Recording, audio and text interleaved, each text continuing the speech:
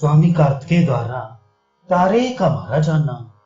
व्यास जी बोले कि तारे नामक दैत्य, जो कि महाबल युक्त इंद्र के तुल्य पराक्रमी था, उसने संग्राम में प्रतिघाती स्कंद जी को बाणों से मारा।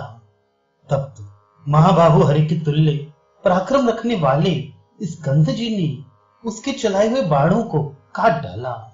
वह अपने उत्तम बाणों से उस दैत्य को भेदन किया।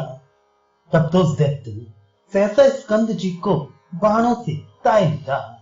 उन बाणों को स्कंद जी ने अपने बाणों से उसी दम बेखौफ काट डाला।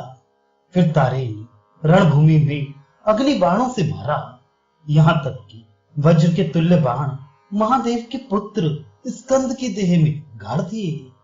उस वक्त सेनानी स्कंद जी ने, जिनके अग्नि ही देवता है, उन बाणों से दैत्य के बाणों को हटाया। तब फिर दैत्य ने, महादेव है जिनके देवता, उन बाणों को स्वामी कार्तिक पर चलाया। उनको बाण के चढ़ाते ही स्कंद जी ने काट दिया। तब तो दैत्य ने बड़ा भयानक दारुण अघोरास्त्र चलाया। पर्वत, वृक्ष, सिंह, सर्पाधिक बाण रूप कोटि कोटि हजारों स्कंद जी को दौड़े। स्कंद जी उन सब बाणों को काटकर अग्नि व सूर्य के तुल्य बाणों से दैत्य श्रेष्ठ को पैरों से लेकर सिर तक भेदन किया। स्वर्ण की नोक वाले बाण दैत्यपति की देह में गड़े हुए कैसे शोभित हुए, जैसे कि नीले पत्थरों में सोने के तार शोभा देते हैं। तब उसके देह से बहुत रक्त बहने लगा, जैसे कि चैत्र के महीने में बहुत से फूलों से युक्त शमी का वृक्ष हो। रथ के घोड़े पृथ्वी पर रथों के नीचे मानो सो गए। इसके बाद बड़ा कोप करके बड़ा भयानक दारुण शूल काल मृत्यु के बराबर चमचमाता हुआ लेके स्कंद जी पर चलाया। स्कंद जी ने भी पाशुपत शूल चलाया, जिससे रणभूमि में मुहूर्त मात्र में ही उस दैत्य के अस्त्र को भस्म कर डाला।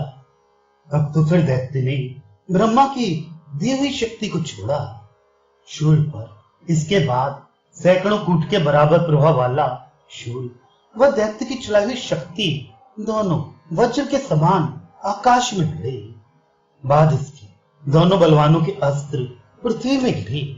तब तो दैत्यपति ने अग्नि की ज्वाला की मिसाल बाणों से स्कंद जी को कैसे पीड़ित किया, जैसे कि मेघों की वृष्टिधार पर्वत को परंच महाबाहु स्वामी कार्तिकेय ने उस बाण वृष्टि को काटकर उस दैत्य का धनवा भी तलवार से काट डाला। इसी तरह उसके सारथी का सिर काटकर बहुत से बाणों से उसके घोड़ों को पृथ्वी में गिरा दिया। तब तो वह दैत्य मूसल लेकर बड़े वेग से रण में स्कंद जी को दौड़ा, यहाँ तक कि मूसल से स्कंद जी और उनके वाहन मयूर दोनों को मारा, जिसके प्रहार से मयूर विवल होकर बारंबार कांपने लगा। तब स्कंद जी ने तलवार से उस दैत्य को मारा और अति दारुण उसके मूसल को काट डाला। तब तारे ने शक्ति लेकर स्कंद जी को मारा। स्वामी कार्तिक जी ने भी अमोघ दुष्ट घातनी शक्ति छोड़ी। तब तो स्कंद जी के संसार को प्रदय करने वाली शक्ति तारे नामक दैत्य को भस्म करके वह यमदंड के बराबर उसके अस्त्र को काटकर फिर स्कंद जी के पास आ गई। वह दैत्य मृतक होकर पृथ्वी पे गिर गया, जिसके गिरने से पृथ्वी चलायमान हो गई। दैत्य के मरने पर देवताओं ने स्कंद जी को फूलों व धूप दीप आदि से पूजन किया।